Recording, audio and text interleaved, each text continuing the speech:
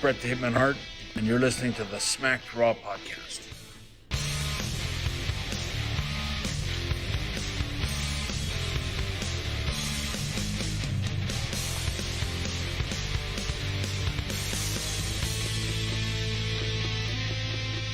Hey, you guys, welcome to the Smacked Raw podcast, the exclusive recap show for WrestlingNewsWorld.com, also found at youtube.com/Smacked Raw podcast, and then pretty much anywhere else podcasts are listened to, if you're into the audio form of stuff. Helping me out on tonight's Raw, we've got our AEW resident Kevin, Crazy316. Kev, you're working overtime this week, ain't you, bub? Yeah, I mean, that's cool. I'm good with that. I don't want to make you fly solo tonight, man, you know? I appreciate it, man. I appreciate it. Yeah. Just talking into the void. Yeah, right. Is what I would be doing if I was by myself. You obviously joined the NXT guys last night for TakeOver as well. How about that Keith Lee pounce through the damn plexiglass? Oh, that was my favorite spot of the night. Yeah, I mean, we talked a lot about that particular match, and obviously the main event. Those, I mean, I think arguably were the two best matches of the night. You know, either one of those, like I can't quite put my finger on it, but the whole show was really, really good. And you know, I hadn't worked with Jay in a long time, so it was cool to chill with him. Yeah, Jay's a lot of fun to work with. I love working with him and him and Rob as well over on AEW. Well, Rob's my tag team partner, man. We work together all the time. I was going back listening to old episodes because I want to try to get like a compilation going of some sound bites. And I was getting all nostalgic. I was like, damn it, man, I miss doing the shows with Rob. Yeah, well, come hang out with us sometime, man. You're always welcome on the AEW recaps. Maybe not this week. We got pay-per-view weeks, and we're doing 2 pay-per-view weeks back to back. We do 6 shows pay-per-view weeks. It burns you out, man. Yeah, no, I hear you. Hey, man, invitation's always open. I appreciate that. To you guys in the live chat, man, please don't be shy. Say what's up. Talk shit. Ask questions. You know, we love the fan interaction here. So, yeah, man, just make sure to say what's up. We'll give you a shout-out on air. If your questions do not pertain to the show, don't worry. We'll get to them, but we'll just try to reserve them for the end of the show. Just that way so we don't get too sidetracked from tonight's Raw recap. For that. Let's do a little bit of plugging. Go ahead and make WrestlingNewsWorld.com your homepage for all your wrestling news. They got hot takes and interviews over there as well. One of the other shows that you can watch on that website is The Standing Streamer. I've been gassing this guy up for, a while. I guest spotted on his show, and he's a ton of fun to listen to. He gets wrestling, he gets wrestlers on there, other podcasters. It's always a fun time. Also, if you're going to go ahead and get you an authentic wrestling belt, make sure to purchase it from Belts by Dan, and just let them know somewhere that like the Smack Draw podcast sent you. That will greatly help out our show if you go ahead and do that. And then I believe there's a charity wrestling event coming up, and I never think to have this up. Whenever I start plugging stuff. Here it is. For the first responders, is being brought to you by Wrestling News World and Synergy Pro Wrestling. It's going to be on Fight. It's a pay-per-view. All the proceeds are for charity. It's going to the first responders. You got matches like a 30-minute Iron Man match between Alex Zane and Blake Christian. Tony Deppen, who was on the Standing Streamer show last week, he'll be taking on JD Drake in the 2020 Garden State Invitational qualifier. And then also in another Garden State qualifier, you will see LSG taking on Jordan Oliver. Jordan Oliver, he looks like Joey Janela, man. That's who he does he? as. Yeah, if you look at this photo, looks like cool. I'll have to check out some Synergy Wrestling, man, before that event, because I totally plan on watching that. I think they're based out of New Jersey, I want to say. That makes Garden State Invitational. That's what the one thing is called. Is that correct? Yeah. New Jersey's the Garden State. That's their nickname or whatever. So that makes sense. Okay, that makes sense. All right, cool. We got the plugs out of the way. All right. Kev, I know you didn't, you weren't too heavily attached to Raw tonight, but out of what you did see, what's your overall impressions, man? I mean, to be perfectly fair, like we were talking in the chat, I think I'm suffering from a takeover hangover for sure, because that show was insanely good.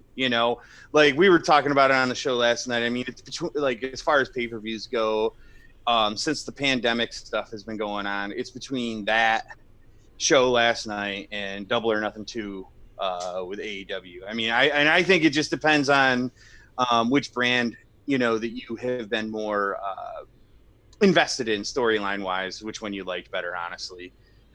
But as far as tonight goes, it frankly felt like a clusterfuck to me. Like it really, really did.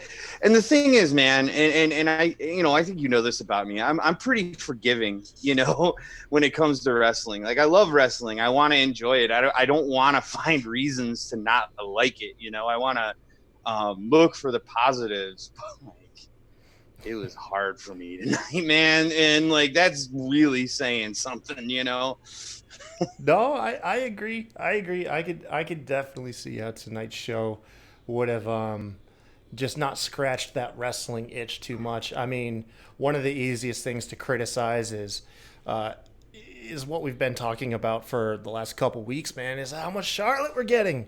Charlotte's on every damn show. I credit to her, the hardest working woman right now in pro wrestling, but god damn, she was in the main event of TakeOver. She main evented tonight's episode of Raw. However, in a bubble, the main event was actually really good. In a bubble. But yeah, a lot of Charlotte. You had 2 talk show segments. I mean, I can't remember the last time that I've had 2 talk show segments on an episode of Raw. You had both the Peep Show and the VIP Lounge. So I thought that was bizarre. Why you're going to book both of them on the same damn show. Right. So yeah, there was definitely some stuff in there. A couple other things like spinning their wheels, I think, but I mean, there was some okay stuff in here, and we'll get to it. Yeah. You know what I mean? Yeah. I mean, like I said, it was still pro wrestling, So like it wasn't like I was like, sitting there like Clockwork Orange style with like my fucking eyeballs like all open. With I will tell you, there are times on Mondays that is how I feel. I'm like, God damn it, if I did not have to do this podcast, I was like, I want to be anywhere else right now. Not that I would just never watch Raw, but I definitely, there are days where, like I said, early on in the show, I referred to Raw as like, it used to be background noise a lot of times. But yeah, let's get into it, man. Let's get into it. The show opened up. You have all 6 of the best women trash talkers in the ring. Sasha and Bailey interrupt Asuka, who's in the ring. Charlotte and the Ikonics come out. I got to ask you right out the gate.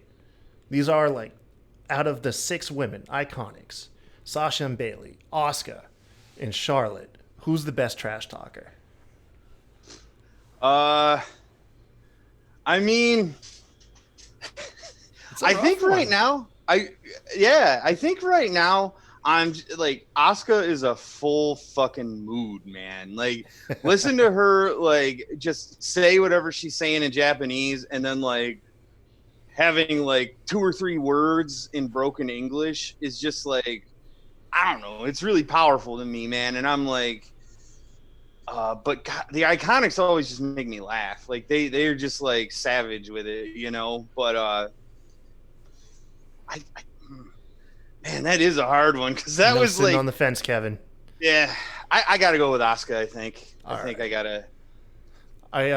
Personally, I've been kind of high on it. I'm gonna give the award right now to Bailey as best trash talker out of these 6. Bailey's trash talk is hilarious. I love it, man. She's gotten so much better at cutting promos and stuff, and like really leaning into this heel role too. Now that she doesn't have to be that white bread baby face. Yeah, she can have some edge to her. Oh man, it's so much more natural and easy to take her in. Yep. The 6-woman brawl. This sets up a triple threat tag match pitting the women's champions Sasha and Bailey against the Iconics, also against the team of Charlotte and Asuka, who actually have a match slated later in the night, actually the main event. Yeah. This whole match felt weird to me. I'm just gonna, like, I didn't understand, like, what were the stakes here? Like, who gave a shit? I didn't give a shit. It was time filler. Yeah, I mean, it was like, oh, all these women are here. Well, they ought to fight each other. It kind of that's what it felt like to me. Well, we got the official announcement before the match. Yeah. The Iconics announced that they are actually taking on Sasha and Bailey for the championships BackLash. So there was that, and then this triple threat match pretty much just served as an appetizer to the main event. Charlotte is showing off throughout the match. However, Asuka picks up the victory, tapping out Billie Kay, after which Charlotte, no longer being the tag team partner, attacks Asuka, and it's like I said, it's a precursor for the main event. After that, Seth Rollins takes Byron Saxton's place on commentary for the greater good. What about the greater good? The greater good. And to interview Rey Mysterio. In which case, Rey vows revenge. So I guess this is confirmation. He's not retiring. Seth, however, encourages him to walk away. And by walk away, I assume Seth means to retire. He, however, invites Rey Mysterio and Dominic, I guess, for an interview or a face-off. It's some type of interaction next week on Raw. And then Seth promptly got jumped by Aleister Black out of nowhere. That was nuts. And then they just cut to commercial, which was pretty intense. I got to ask you, Kevin, what do you think Dominic's place in this feud is going to be? Well, what I was thinking initially, honestly, was that he was just going to kind of take over for Rey Mysterio. You know, Rey Mysterio was just going to, retire, and then Dominic was just going to kind of pick up where Rey left off, almost, like just kind of, passing the torch, if you will. But I'm not sure now, it doesn't sound like Mysterio's gonna retire. So I feel like, Dominic's gonna, maybe be just ringside, maybe get involved in the match. Kind of like maybe like he got involved like when Rey had that the championship match with Brock Lesnar, correct? Yeah. Mm-hmm. Maybe that'll be some kind of role that he has for now. This is what I think. Dominic initially is there for his dad, out for revenge. Oh no. However, Seth Rollins, being the charismatic man that he is, starts trying to coax Dominic into his flock. Yeah. And then a pay-per-view or two down the road, for the second time in history, we get a ladder match for the custody of Dominic Mysterio. Jesus. I hope not. I mean, that'd be funny. Fucking do it. And then Seth wins. Seth wins and Dominic joins his flock, man. I could see Seth turning him into a disciple, like, because that was not that was necessarily going to happen, obviously, but like back when Dominic was, involved before, that was the big rumor, is that he was going to turn on Rey. Yeah. I'm into it, and that would be a really cool story too. I think. Nope. This is for the second time in history we get a ladder match for the custody of Dominic. Yes. Seth Jesus wins. Christ. Because think about it. This would be great. I mean, granted, the whole ladder match idea, that's surreal. I think it's incredible and you should do it. However, Dominic serving under Seth would play way more to his strengths than being the valiant babyface taking on the mantle of his father. Yeah. Because if you get him under Seth, that means he's going to work night in and night out with Buddy Murphy, with Austin Theory, Seth Rollins. He's only going to improve in the ring, on the mic, all this experience to gain, instead of cutting him solo and him not having anybody to back him up in the ring or on the mic. So I think it makes all the sense in the world to get him in that faction to help him grow. Totally agree. Totally agree with that. I mean, Who better to learn from than somebody like Seth Rollins too? You know, I mean, dude's done basically everything you can do in WWE. You know, so yeah, I think it would be, if I were Dominic, I think that would be a great situation to find myself in. Frankly, you know. Yeah. So. So when we cut back from commercial, we have the team of Aleister Black and Humberto Carrillo taking on the team of Murray, which is Buddy Murphy and Austin Theory. Black scores a quick. Black scores like an insanely quick victory. Like, I don't even think this segment was intended for a match, as it was for after the match. Because, yeah, it was quick. It was quick. Yeah. After the match, Seth Rollins provides a distraction using Rey Mysterio's intro and his mask at the top of the ramp. Essentially, the heels get a prolonged beatdown on both of the guys, but mainly Aleister Black takes the bulk of it for sticking his nose in Seth's business, is essentially how it is. You know? And then that was that. That leads us on to next week with Rey and Dominic. By the way, though, on TV. I was really into the Seth Rollins stealing like the Rey Mysterio entrance and coming out with the Rey Mysterio mask on. I thought that was badass. Some evil shit, man. Yeah, I really like the Monday Night Messiah gimmick that Seth Rollins has going on right now. Oh, I think it's some of his best work ever, man. It's yeah. I mean, he's like the most evil televangelist in the whole fucking world or some shit. You know, like it's awesome. I love it. That's good, man. Let me see here. Randy Orton tells Charlie Caruso that Christian might have two guests on tonight's Peep Show. This leads us out into the ring. Christian, you're thinking you're going to get this buddy rekindling of Edge and Christian, and it actually went in the opposite direction. It was kind of brave of them and daring, too, because one hand, you could really lean into the nostalgia of them being goofy. However, Edge has been on this like extra ultra serious kick lately with his return. We're not getting the goofy Edge that we're accustomed to. He's been uber serious week in and week out. So that's how they play up this segment. And Christian right away starts dropping bombs on him. He says that you're running on fumes. He says that this whole greatest match ever, you couldn't even do it in your prime. You're going to buckle under pressure. He even brings up Edge's mother, which prompts Edge to start crying. Was like, your mom's not going to be there. I was like, dude, Christian, you trying to get freaking killed right now. I know. I thought it was going to come to blows for real. Man. Like, I mean. But this ends up, this serves to fire Edge up. Because essentially, Christian told Edge, you might have all this self-doubt, but if true Edge can't show up, then you might as well leave right now. So it's like, show up or go home. And fires Edge up. At that point, Christian kind of turns optimistic. Like, yeah, that's the guy I knew. Randy Orton, we thought was going to come out in the ring. He just appeared on the Titantron. And essentially says that he plans on sending Edge home. Just send him back to his family. I'm going to beat you. This whole run's over. That's it. It's kind of like a dull ending to the segment. Honestly, you didn't even need Randy Orton. You could have ended with just Edge and Christian. That could have been the whole thing. No, that was really good, actually, the Edge and Christian part of it. And it was like they were selling it too, like with some of the like promo packages they were doing, like, well, not promo, like vignettes. I don't know what to call them, like the.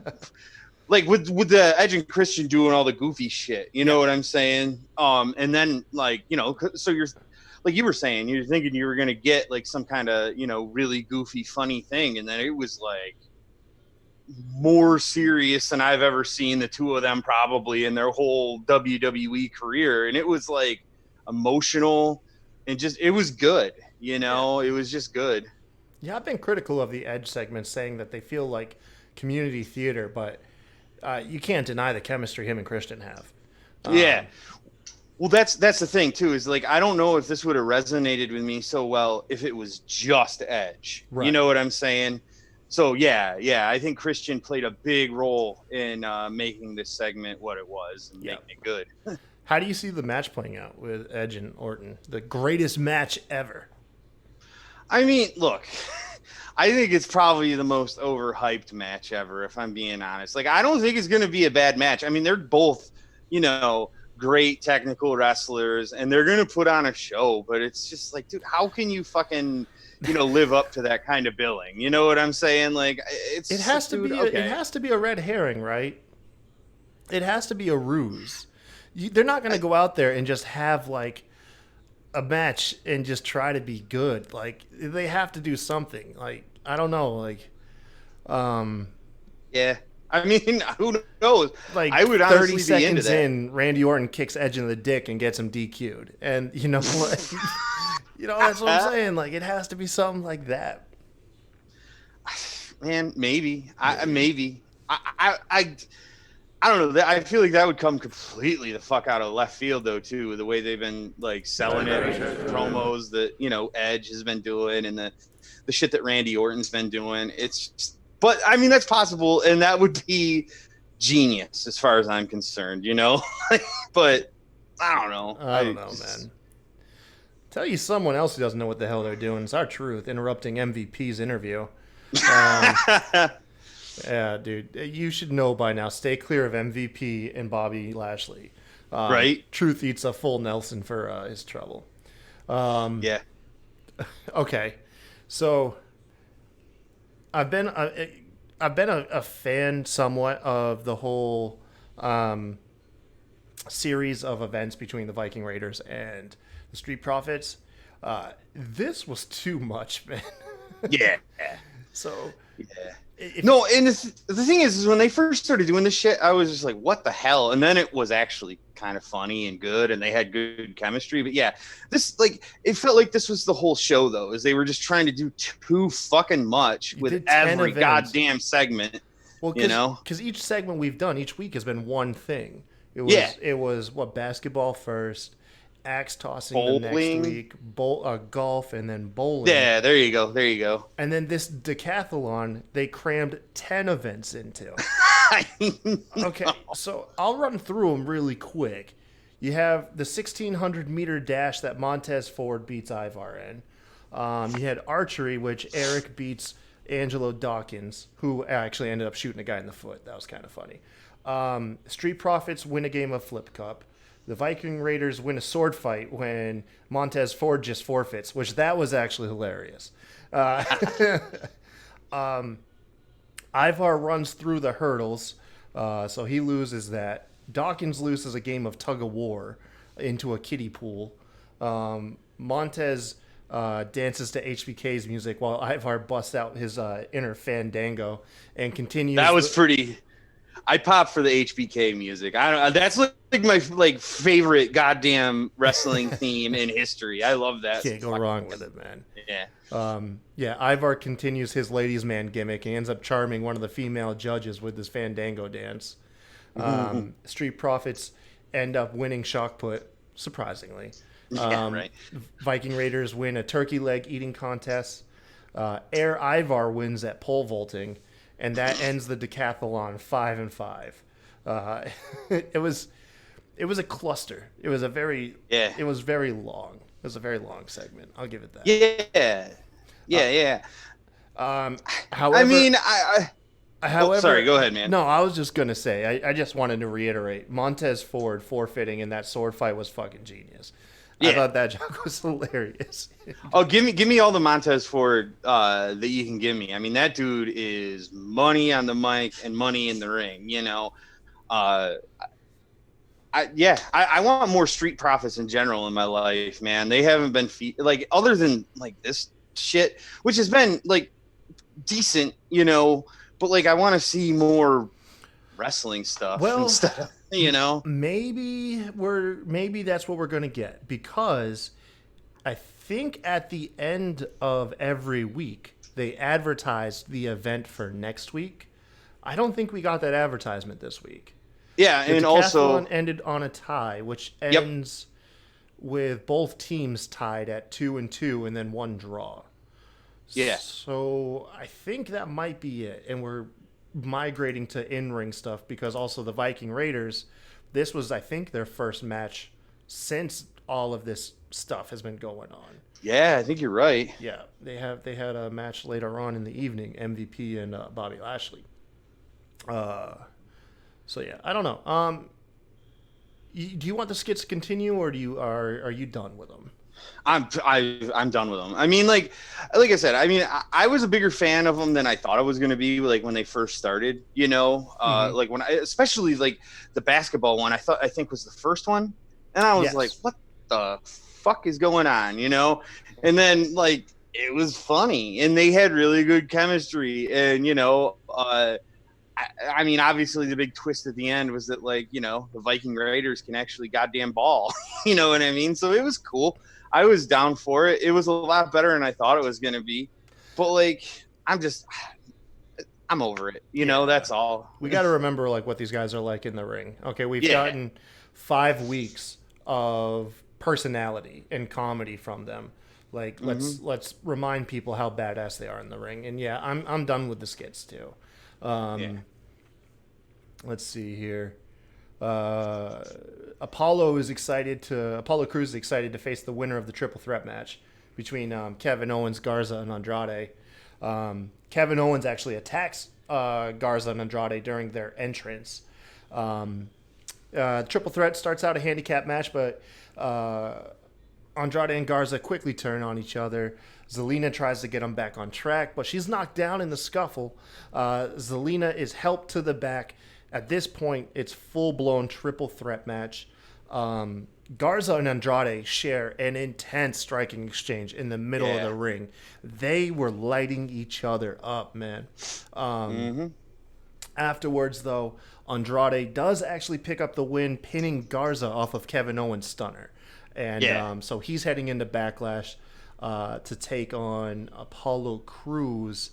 And do you think that this thinly held faction is now entering its last days, or do you think they're going to rebound? It's hard to tell, man. I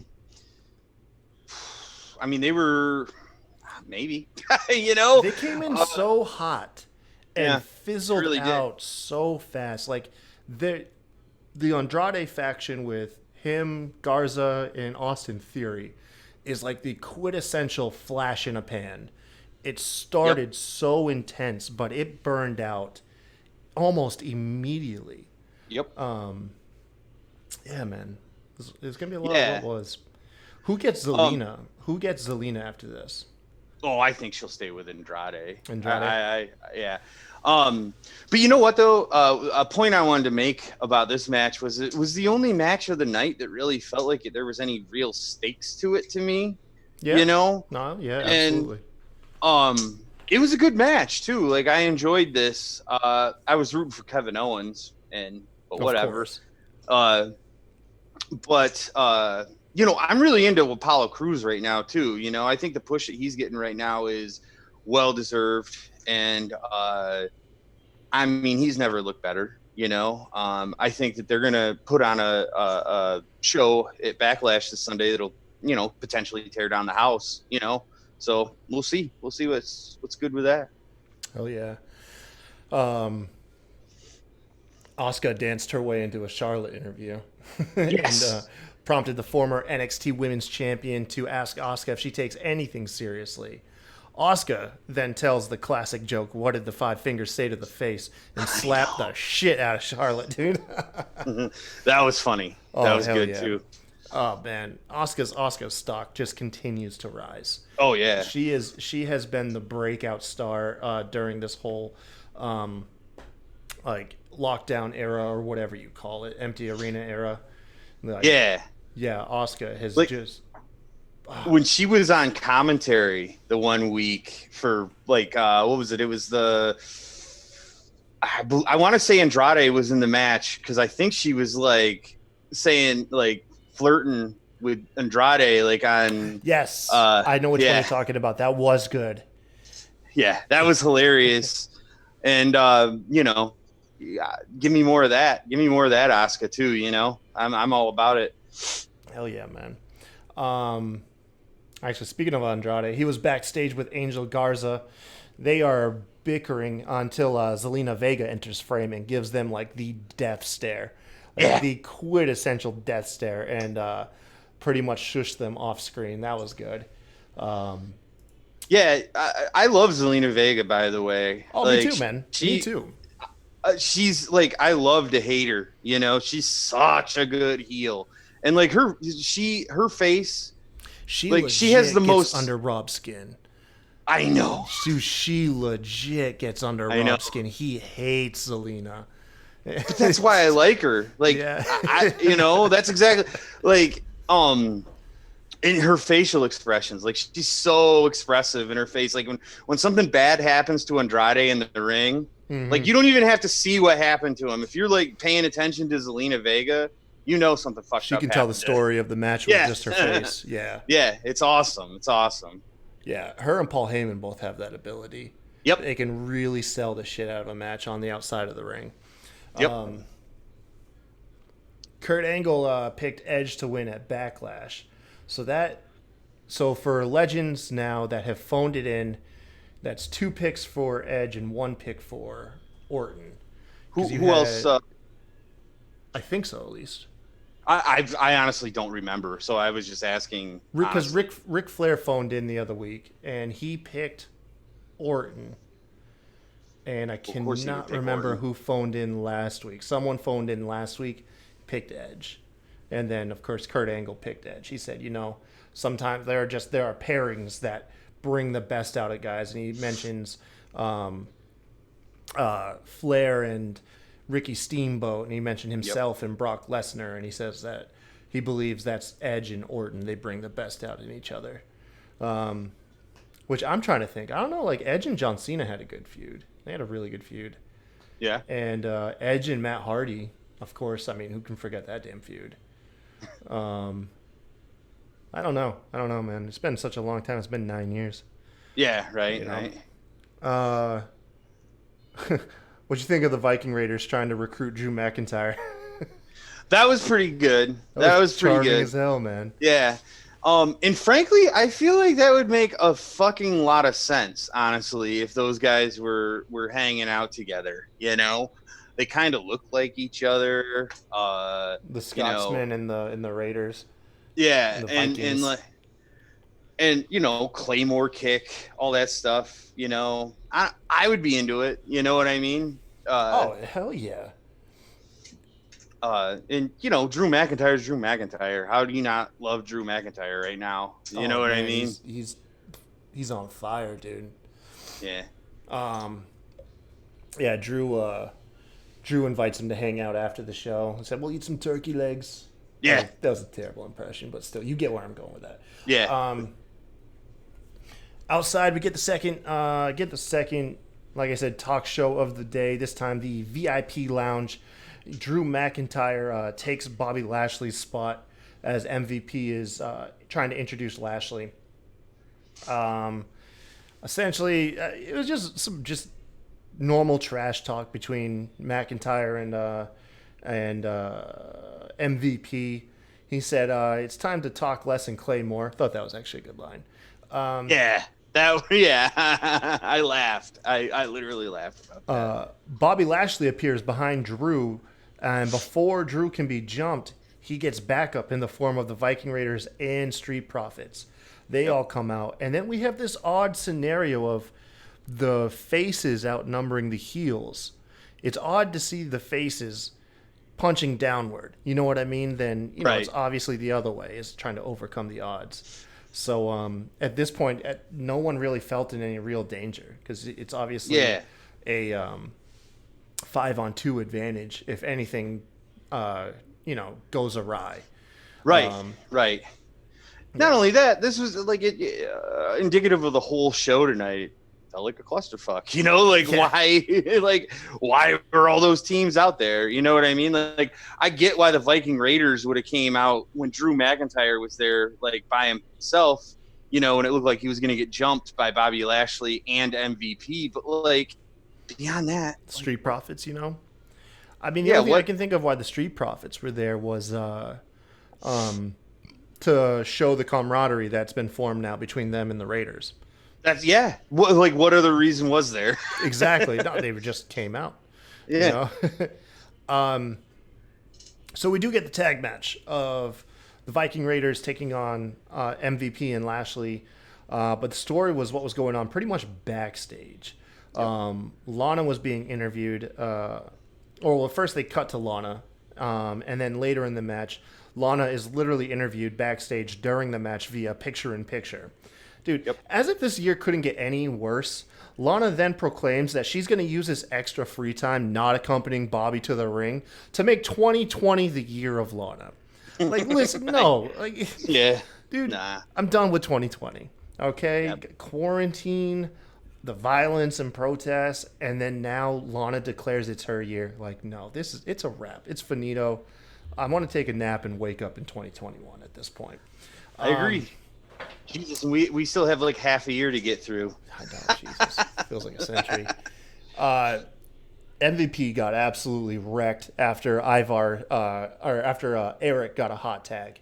Him and Ivar just beat the piss out of MVP for a minute. Yeah. However, towards the end of it, Lashley shut it down. He gets a spear on Ivar outside the ring, taps out Eric in the ring with a full Nelson. After the match, there's some more scuffling between Ivar and MVP. Lashley once again slaps on the Nelson. You have the Street Profits trying to tear him off, and then of course Drew McIntyre hits him with the Claymore. This is like where I said there was really no threat here because the faces severely outnumbered the heels. Who's your early pick for Lashley and Drew at BackLash? Oh, Drew. No question. Yeah, I think. Yeah, I mean. I don't think he's looked stronger than he's ever looked to me, like in his whole career, you know, like I just don't see Bobby Lashley beating him, you know, and that's not a knock on Bobby Lashley because I like Bobby Lashley. And I think the pairing with him and MVP works way better for me than him and Lana, honestly. Yeah, leaps and bounds. Yeah. And, you know, a dude like Bobby Lashley needs something like that, too, because he's just not that good on the mic, you know. But, you know, I think Bobby deserves to have a title run like that at some point. But and the other thing is, too, is I feel like Drew McIntyre deserves to walk into an arena full of fans as the champion before he has the belt taken off of him, too. No. So I would be like... I would be disappointed if they took the belt off of McIntyre already. There's a big rumor that that's what they're doing. There's a big rumor that Lashley's getting that belt, and they're gonna build a feud between Lashley and Lesnar. I don't know how much legs it's got, but I do know that BackLash is already in the can. They've already recorded it. Oh, really? I didn't know that. Yeah. There was the latest wrestling news is MVP was cutting a promo, and he referred to the fans as like NXT superstars, and Kevin Dunn came over the PA system, and he was like, "Oh, you got to shoot that promo again. Refer to them as Performance Center recruits." Like he couldn't even refer to them as NXT stars, even though you have like Mike Blivens out there. You have Shotzi Blackheart, who was at TakeOver. You can't refer to her as an NXT superstar, apparently. No, I've noticed several. You know what I mean? Yeah. Like, I mean, obviously some of them are just like, you know, just the enhancement talent that, you know, haven't even made it to NXT. But there's, Jesus, man, I can't remember. But anyway, yeah, I mean, I've noticed several. Like you said, I definitely picked out Shotzi Blackheart. I mean, how could you not? They fucking put the camera like literally right on her. You know what I mean? Like, I don't know, man. I don't know. But I don't know. Bobby Lashley, I can see him winning it. Granted, I completely agreed with your statement. I think Drew should have that belt for a while. I want to see a crowd really hot, you know, for him. It's going to feel terrible if his title reign doesn't get seen in front of an audience at any point, you know? Could you imagine the "You Deserve It" chants when he like when his music hits? Even probably, you know, it would be nuts. Man. I don't know. We'll see. I didn't realize that was the rumor though. So maybe I'm fucking wrong. I don't know. There's no really way to know until it comes around Sunday. It's all speculation. It's all speculation. Yeah. Charlotte going for her 13th women's championship. Oh wait, no, this was not for the title. Never mind. I thought it was for the title. But Charlotte was taking on Asuka again, main event. Sasha and Bailey joined commentary. Honestly, for the first half of the match, I couldn't tell what was better, the match itself or Sasha and Bailey on commentary. Yeah, they were good. They were really good. I loved how at one point Asuka had Charlotte in like an octopus lock, and commentary was asking Bailey and Sasha like, "How's it feel to be in a submission like that?" And they both were like chiming in, like giving them shit. They're like, "We've never been put in that lock. You guys need to watch the product." I know. It was really good. Giving it back to him. I must have missed this, but eventually I guess the Ikonics had a skirmish with Sasha and Bailey, and that got everyone barred from ringside. Yeah. And then we were able to get the second half of this match, which, by the way, this match went the full 30 minutes. It started at 10:30 and went for 30 minutes, man. I thought that was really great, actually. I mean, respect for Charlotte Flair. Like, no matter how you feel about her, that's crazy to have the kind of match that she had, last night, and then turn around the next day and do 30 minutes. Yeah. Well, to basically have two fucking matches. That's true. In the opening and closing. Yeah, no, I ain't gonna lie. Like I said, yes, there's been way too much Charlotte, but in a bubble, this main event was actually a really good match. Not gonna lie. Oh yeah. How could it not be? I mean, Charlotte Flair and Asuka are two of the best women wrestlers in the world now. Yeah, you give them significant time, they'll make magic. Yeah. One thing that was odd, I noticed, and this is where Sebastian would definitely be chiming in, is Charlotte and Asuka were on the verge of being counted out, and the ref got to an 8 count, and they both climbed onto the ring apron and started fighting there. It's, to my understanding, ring apron is still out of the ring. Like, you should still be counted. I don't know. I don't know what the technical rules are, to be honest with you. I'm gonna have to get Seb in on this at some point. Maybe we'll hit him up on Twitter. Yeah. I'll ask him. He'll definitely know. Yeah. He will definitely know. But after this epic 30-minute match, WWE proving once again they got no fucking balls. Just threw Nia Jax out there. She gives a cheap ass 15-second distraction, allowing Charlotte to pick up the victory with a big boot. And then, which I guess earlier in the chat, they were saying that Asuka kicked out. I think she kicked out after 3. But either way, it was counted 3. And then Nia Jax closed the show with a Samoan drop, obviously building to their feud at BackLash this Sunday for the Women's Championship. Yeah. And that was the match. This is where, you and I both like AEW. Oh, yeah. This is where, honestly, I'm a fan of the time limit. I would much rather see a time limit draw than having to always rely on the same distraction, roll up, cheap victory. If you don't want either of them to win, dude, having a time limit is just one extra tool.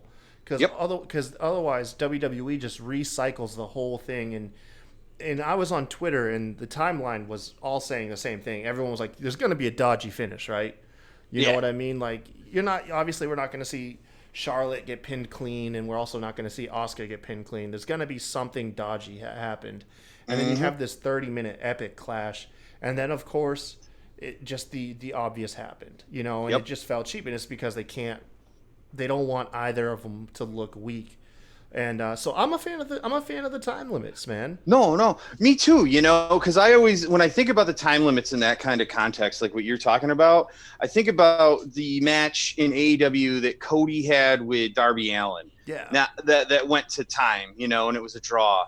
That made Darby Allin a fucking star, basically. That match, and it didn't make Cody look weak. Exactly. So. It was a really, really good decision to have that match go to time, I think. And it would have been perfect for a match like this to go to time because, you're right, it was an epic that had just the WWE stupid finish, Yep. So No, and Charlotte's had that now for the last several weeks, because if we go back, her first title versus title, I think, was against Bailey.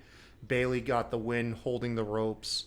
And then she had a match with Asuka afterwards. And I can't remember what happened there. Last week, I think. Yeah. A match with Asuka. And I remember it was a dodgy finish. Yeah. And then, of course, she has the triple threat match. And I called this from the beginning.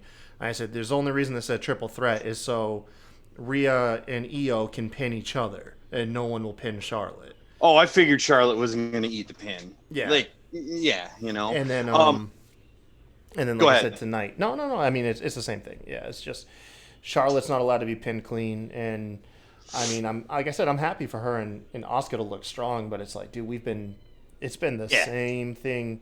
For weeks. Like, not even just like, like week after week after week after week. It's the same thing with Charlotte. And I frankly, like, I'm a fan of Charlotte. Like, I like her. Like, I think that this gimmick that she has going right now, this like bad bitch heel, is just awesome. And she owns it, and like she exudes confidence. Like, I mean, how could she not with who her father is? You know what I'm saying? But like it's so cool. But it's like, come on, man. Like, what do you think of her being interviewed saying she wants to get?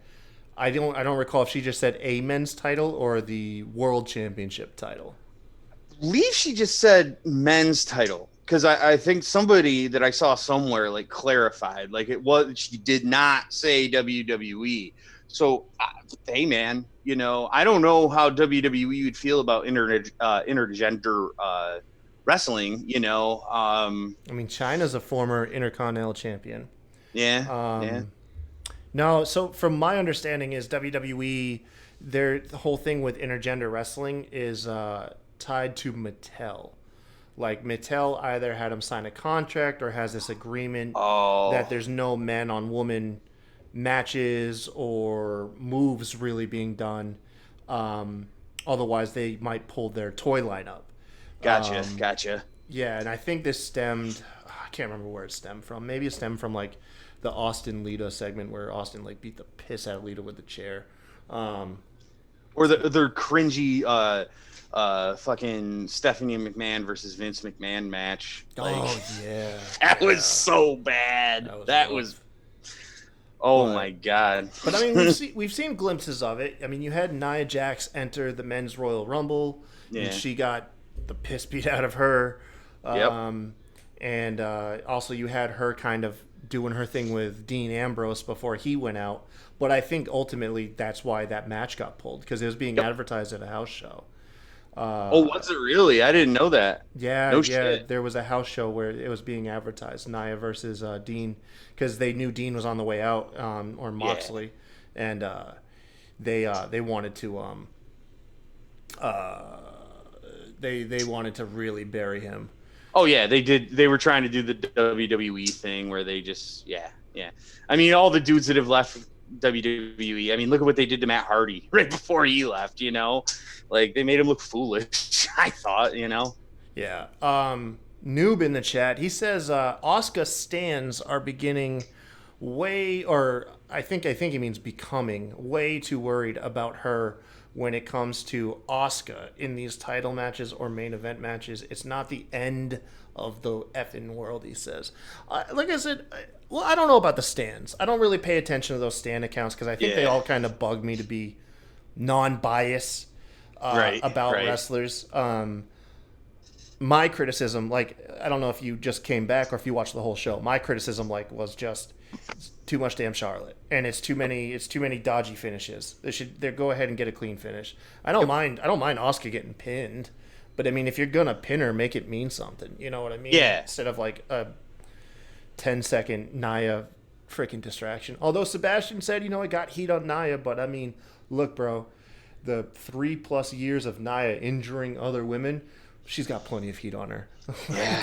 The thing is I feel kind of bad because she is dangerous. You know what I mean? Like, legitimately. And it's like, dude, and that doesn't to me, it doesn't have anything to do with like her character or anything like that. Because like, I feel like she could be good if it wasn't like she was like concussing girls like every other fucking week. You know what I mean? Like it's just, like, or Now, granted, lacerating Kyrie Sane. You know, like. Now, granted, neither of us are pro wrestlers, but I did hear via the Going and Raw podcast, Cal, who is a pro wrestler, he levied his input, and he said the way Nia appears in the ring is A, bad chemistry with her and Kyrie, and then B, looks like she doesn't know how to control her own power with Kyrie Sane. Like, she doesn't know necessarily how to hold back, and that's what creates all these awkward spots. It really did sound like he was trying to find a nice way to say that pairing, at least with Kyrie, Nia's not the safest person. Maybe she's hurt other people too. You know, I know. Like I said, I'm trying to give the benefit of the doubt. We're not pro wrestlers. We're not in the ring, but I mean, she does have a rap sheet by this point. It's hard to deny what's happened in the past, but I want to like Nia. You know what I mean? Like, I really do, because like, especially because like, how often do you get like these monster types that are women like that too? You know what I mean?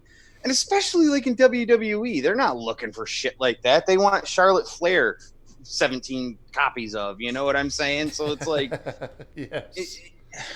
But yeah, it's just, I don't know. Maybe she just needs some coaching or something. I don't know. You know, like you said, we're not pro wrestlers, so I don't know what the answer is. Yeah, exactly. I mean, that's what it comes down to at the end of the day. Yep. I don't know.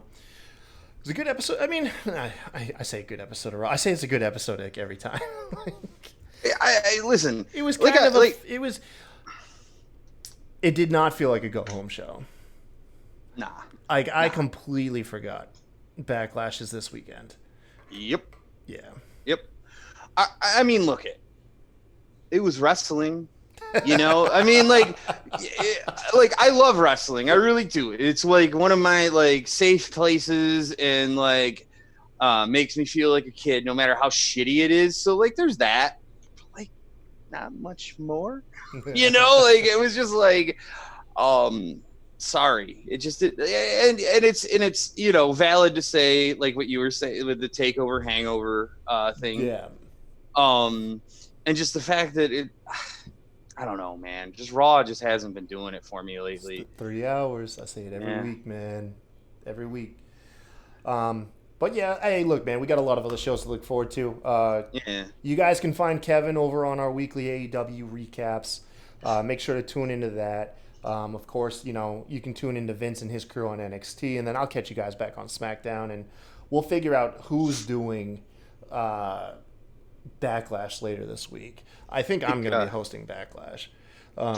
Vince was trying to get predictions going too. Yeah, so we'll have I'm predictions up Thursday as well. Yeah. Like I said, if you guys are listening to us, thank you very much for joining the show. And if you're on the podcast things, leave a rating and review. It really helps the exposure of the show. Maybe consider hopping over to YouTube and giving a like and subscribe. And then after that's all done, go ahead and bookmark Wrestling News World as your wrestling news website. Help those guys out. In turn, it helps us out. Yeah. But plus a lot of really good content there too. Absolutely, man. But we really appreciate you joining us, and until next time, you guys have a good one. Peace.